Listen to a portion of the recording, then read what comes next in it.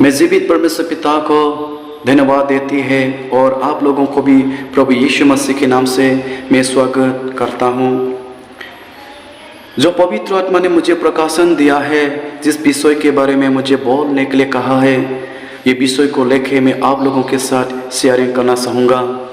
आज का विषय है मरने के बाद। मरने के बाद क्या होते हैं और बाइबल इस विषय के बारे में क्या कहती है। बाइबल में लिखा है मरने के बाद दो तो जगह है, एक है स्वर्ग और एक है नरक। हम मनुष्य लोग मरने के बाद ये दो तो जगह में से एक जगह में हमको जाना ही है। इसलिए मरकुस का किताब 16वां अध्याय 15 से लेके कहा है, सो यीशु को विश्वास करेगा और यीशु के नाम से बपतिस्मा लेगा, उसी का ही उद्धार होगा। जो आज के दिन में, आज की तारीख में यीशु मसीह को अपना उद्धारकर्ता बोल के ग्रहण करेंगे, विश्वास करेंगे, अपनाएंगे, वो मरने के बाद सदा सर्वदा स्वर्ग में प्रभु यीशु के साथ रहेगा। और जो लोग यीशु को विश्वास नहीं करेगा वो दोषी ठहरा जाएगा और मरने के बाद सदा सर्वदा नरक जाओगे। इसलिए लूका का पुस्तक 16वां अध्याय 19 से लेके 31 पद में पढ़ूंगा। ऊपर में लिखा है, धनी मनुष्य और निर्धन लाज़र। एक धनवान मनुष्य था जो बेजिन कपड़ा और मल पिनता और प्रतिदिन सुख विलास और धूमधाम के साथ रहता था। लाज़र नामक एक कंगाल घाव से भरा हुआ उसकी बेदी पर छोड़ दिया जाता था और वो चाहता था कि धनवान की मेज पर की जूतन से अपना पेट भरे। यहाँ तक कि कुत्ते भी आकर उसकी घाव को छापते थे। ऐसा हुआ कि वो कंगाल मर गया और स्वर्गदूत ने उसे लेकर अब्राहम की गोद में पहुंचाया। वो धनवान भी मर गया और गड़ा गया और अधोलोक में उसने पीड़ा में पड़ा हुआ अपना आंखें उठाए और दूर से अब्राहम की गोद में लाज़र को देखा। तब उसने पुकार कर कहा, हे पिता अब्राहम, मुझ पर दया करके लाज़र को भेज दे ताकि वो अपनी उंगलियां का सिरा पानी में भिजाकर मेरे जीभ को ठंडा करे, क्योंकि मैं इस ज्वाला में तड़प रहा हूँ। परंतु अब्राहम ने कहा, हे पिता, स्मरण कर कि तू अपने जीवन में अच्छी वस्तु ले चुका है और वैसे वो लाज़र बुरे वस्तुएं, परंतु आप वो यहाँ शांति पा रहा है और तू तड़प रहा है। इन सब बातों को छोड़ हमारे और तुम्हारे बीच एक बड़ा घेरा ठहरा गया है कि जो यहाँ से उस पर तुम्हारे पास आना चाहता है वो ना जा सके और ना कोई वहाँ से इस पर हमारे पास आ सके। उसने कहा, तो हे पिता, मैं तुमसे विनती करता हूँ कि तू उससे मेरे पिता के घर भेज, क्योंकि मेरे 5 भाई हैं। वो उनके सामने इन बातों को गवाही दे, ऐसा ना हो कि वो भी इस पीड़ा की जगह में आए। अब्राहम ने उससे कहा, उनके पास तो मूसा और भविष्यद्वक्ताओं की पुस्तकें हैं, वो उनकी सुने। उसने कहा, नहीं है पिता अब्राहम, पर यदि कोई मरे हुओं में से उनके पास जाए तो वो मन पिराएंगे। उसने उससे कहा, जब वो मूसा और भविष्यद्वक्ताओं की पुस्तक नहीं सुनते तो यदि मरे हुओं में से कोई जी भी उठे तो भी उनकी नहीं मानोगे।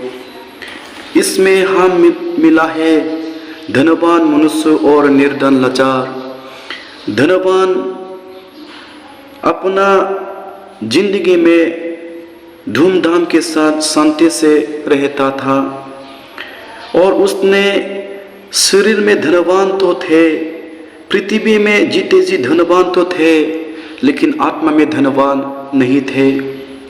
वो धनवान मरने के बाद क्या होगा, इस विषय को लेके वो अच्छी तरह से समझ नहीं पा सका था, जिसके कारण वो मरने के बाद वो दुख तकलीफ में जाना पड़ा है।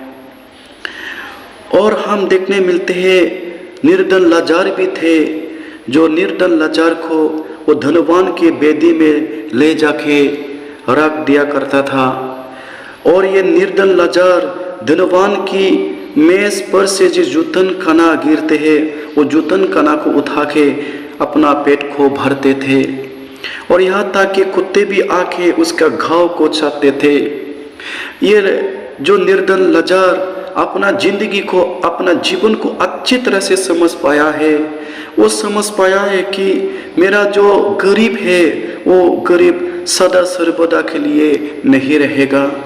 ये गरीब इस दुनिया के लिए ही है। मैं मरने के बाद मैं ये गरीब से मैं पूरी तरह से छुटकारा मिलेगा। ये निर्धन लाचार समझ पाया है। निर्धन लाचार समझ पाया है कि मेरा जो बीमारी है वो बीमारी हमेशा के लिए नहीं रहेगा। मरने के बाद मैं पूरी तरह से ये बीमारी से मैं छुटकारा मिलेगा और मैं स्वर्ग में शांति में पाऊंगा। ये निर्धन लाचार का विश्वास थे। इसलिए उसने गरीब में भी, बीमार में भी, तकलीफ में भी उसने प्रभु के ऊपर भरोसा करना नहीं छोड़ा है। और ऐसा हुआ है कि ये निर्धन लाचार मर गया है और मरने के बाद स्वर्गदूत आके उसको ले जाके अब्राहम की गोद में पहुंचाया है। देखिए ये लाचार जैसा विश्वास किया था, देखने में तो उसको साधारण सा लगते थे। एक कंगाल निर्धन उसको बेसहारा बोल के सोचते थे होगा। ऐसा था उसका जीवन, ऐसे थे उसका जिंदगी, फिर भी प्रभु के ऊपर भरोसा करना उसने नहीं छोड़ा है। और इसके बाद जैसा उसने जीते जी प्रभु के ऊपर भरोसा किए थे, मरने के बाद शांति उसने पाया है। और ये धनवान भी मर गया और गरा गया और वो धनवान नरक में, अदालत में उसने फिरा में जाना पड़ा है।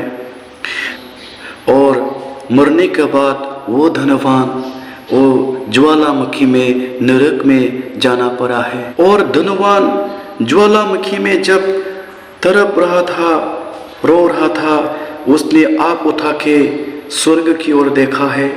और स्वर्ग की ओर देखने के बाद वो धनवान अब्राहम की गोद में लाचार को दिखाई दिया है। जो लाचार जीते जी जब पृथ्वी में थे, दुनिया में थे, वो लाचार गरीब थे, बेसहारा थे, बीमार थे। और वो लाचार को उसकी धनवान की आंगन में ले आके छोड़ दिया जाते थे। और धनवान की मेज का जूतन खाना को खाके ये लाचार अपना पेट भरते थे। लेकिन ये मरने के बाद लाचार अब्राहम की गोद में स्वर्ग में शांति पा रहा है।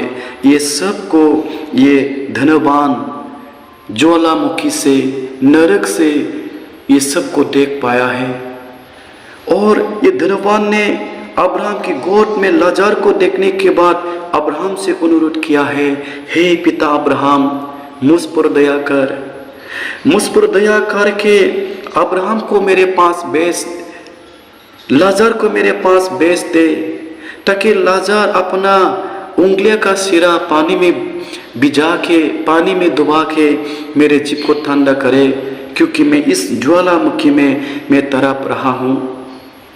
उस समय अब्राहम ने धनवान को बोला है, हे पुत्रो स्मरण कर, पृथ्वी में तू शांति पाया है, तू अच्छी वस्तु ले चुका है, लेकिन ये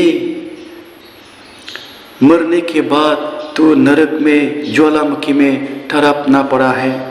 लेकिन ये निर्धन लाचार पृथ्वी में जीते जी बुरी वस्तु ले चुकी है, लेकिन ये निर्धन लाचार मरने के बाद वो शांति पा रहा है। हालात बदल गया है। दुनिया में रहते समय ये धनवान धनी था, उसके जीवन में सब कुछ था, लेकिन मरने के बाद उसने नरक में, ज्वालामुखी में जाना पड़ा है। क्यों? जिंदगी को समझ नहीं पाने के कारण। क्यों? मरने के बाद क्या होगा इस विषय को अच्छी तरह से समझ नहीं सकने के कारण। आज भी हम जीते जी हमारा जिंदगी को समझ नहीं पाने से हमारा जीवन क्या होगा, जिंदगी क्या होगा, हम भी वो धनवान जैसा हम